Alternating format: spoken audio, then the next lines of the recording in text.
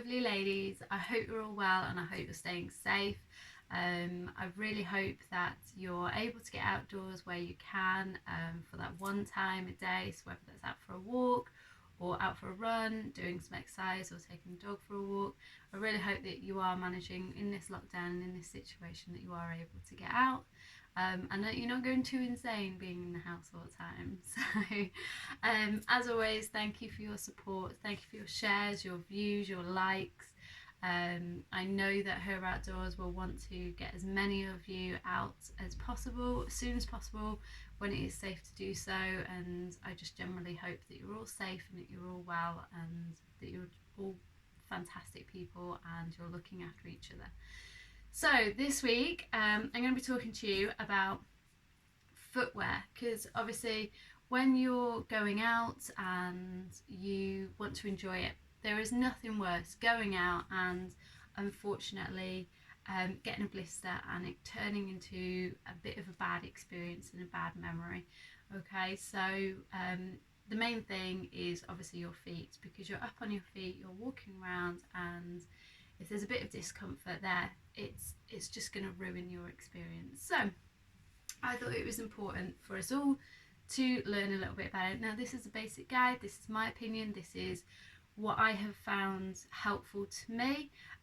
There are plenty more different types of footwear and information out there. Obviously you're more than welcome to message me, ask me, and obviously I will give you as much information as possible. So if for example, if you're going out and you're doing your walk and your kind of little hike and taking the dog for a walk, obviously you want to be comfortable, you want to make sure that you are not in any form of discomfort. Now that's usually the fact that you're walking on very low levels, so whether that's in a local field or whether that is down by a canal or anything like that, which is absolutely brilliant and they're amazing places.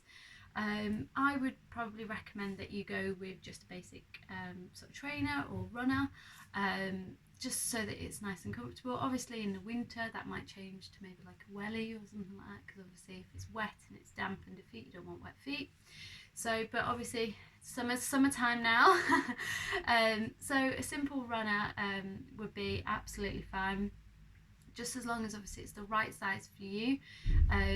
I would recommend that you get about a thumbnail worth of space at the front of your runners, because that will mean then that you've got space to put on maybe a slightly different thicker sock, or if you're going out further and for a longer distance when you get hotter, your feet do swell, so it just gives you that bit of room in order for you to for that to happen really, and again for you to be in comfort. So that's what I would recommend with a runner. Now with runners and all these different types of shoes, now I understand that there's a lot out there with different running gaits and things like that. I will talk to you a little bit more about that slightly later on in the video. So if you are worried about that and you're having issues, then I will advise you a little bit later on. So please keep listening and hopefully I'll be able to help you. A simple runner for very basic, very low level stuff, just out in the field, just going for a nice walk. Keep it basic, keep it simple. Obviously there's different price ranges, obviously depending on your budget, depending on what you want to buy. Okay. So I found that that's really good for that sort of basic stuff. Now if you're wanting to go kind of a little bit more out into the kind of I don't know, hills, and I mean hills, and when I talk about hills I'm still talking low level. I'm talking the little hill up the road, which has got like a little bit of a foresty area. You can use something like this. Now it's not high top, I do not recommend high tops or little pumps, because they're not really have the comfort and the kind of cushioning underneath your feet for kind of walking long distances. So this is a sort of boot, a very lightweight sort of fabric boot. You can get these in various different styles. You can get them from like your local Sports Direct or something like that. And just, yeah, something a little bit more rugged, got a little bit more to it, got a little bit more kind of ankle support, which is pretty good. This is a slightly specific type shoe for me. So this is made by Adidas, or Adidas, however you want to pronounce it. It's actually, so this has actually got a stealth rubber on the bottom, which gives you extra grip. I'm not too sure how many of these are kind of out on the shelves at the moment, but it's pretty good. The stealth rubber is very important. Stealth rubber is good for more rocks rather than kind of grassy verges, because it's got a bit more of a stick to it, because stealth rubber is made from a company called High Five, and they are notoriously known for using stealth rubber for their climbing shoes, but they've then started putting stealth rubber into sort of trainers and approach shoes, which I'll talk about in a minute.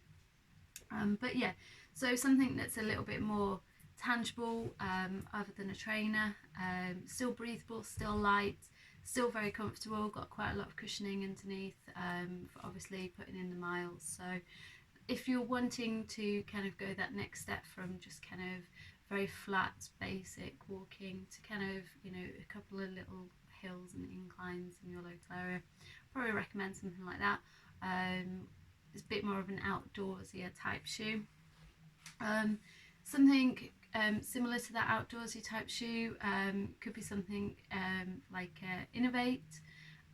Innovates are very good for their grip, so if you're more kind of on wet grass and muddy tracks, these would be pretty good for you, because they have a really good grip sole to keep you nice and steady on your feet. Again, it's very lightweight, more of a trainer type. You can get some which are again higher up into kind of like more looking like a boot.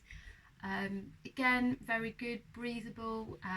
Obviously they're not waterproof, so again, for kind of the local weather at the moment, whereas we're not too sure, we've got a bit of dew in the morning, that sort of stuff, it will certainly do the job. And yeah, so pretty good, very quick and easy to dry due to that breathable material that they have.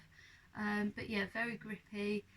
They've got a bit of rubbering, I'm not sure if you can see, around the toe, which again gives you that toe protection, so in case if you're hitting any rocks or tree branches or something like that that you're stepping over.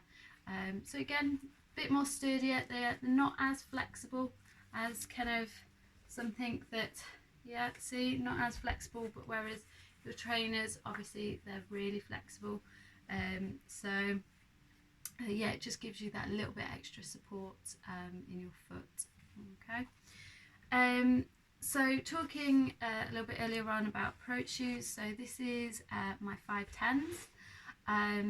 So these are approach shoes, more for, when I talk about approach shoes, I'm talking more for rock climbing, where I'm approaching a wall face where there's lots of rocks around. You can also use it for a bit of scrambling, same for these. So if you're wanting to go for a bit of a walk and a hike on like some rocks and you're having to use your hands a little bit, these two shoes, they're pretty good for that. Obviously they've got the grip at the bottom. High Five, again, obviously they have that stealth rubber, so again, very sticky shoe, sticks to rock, and just gives you that little bit of extra support when you're walking on a kind of rock which you're kind of a bit unstable on. So yeah, so they're very good. Again, it's more trainer type, so that then they don't have like the ankle support on. So yeah, so I mean, obviously for you guys, if you're not really wanting to go sort of rock climbing like myself, you might want to stick to something like this, which is obviously good for kind of scrambling, kind of walking on rocks and getting in between and getting yourself up a hill. They'd be absolutely fine for that. And if I'm honest, they're cheaper. They're a cheaper alternative, and even then, they're they're really good. I've had these for quite a while, which means that they need changing really. But yeah, I'll be getting a brand new pair of these. So yeah, something to think about. If you're thinking, okay, so low level walking, okay, trainers, a bit more hill walking, you're looking kind of ankle support and kind of more kind of off-roady type shoes or trainers, still breathable, that sort of thing. If you're thinking, okay, do I want to give myself more of a challenge, I want to go sort of higher up, so when I'm talking about higher up, I'm talking about 600 metres and above. Anything below 600 metres is like very lowland, so very low level, very country walking. So if you're wanting to go that bit higher into the mountains, and you're wanting to become a bit more serious about your hiking and that sort of thing, I would highly recommend these. Okay, so these are Mendel boots. They are my absolute favourite. They are leather boots. And now I was the same, and I'm sure you lovely ladies going, oh my god, they're ugly. Yes, they are. But they are amazing. I was going between these and a Scarpa boot, which are very, very expensive, but they do a lot more, even more than what I need to do in terms of putting crampons on and that sort of thing for winter hiking. And I was trying them both on, and I was like, do you know what, I need a really good workhorse.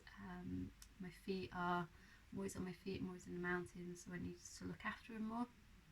So I went with these, and yes, one of my issues was they don't look pretty, whereas the Scarpas, you can get them in lots of lovely colours, but you know, these are really, really good.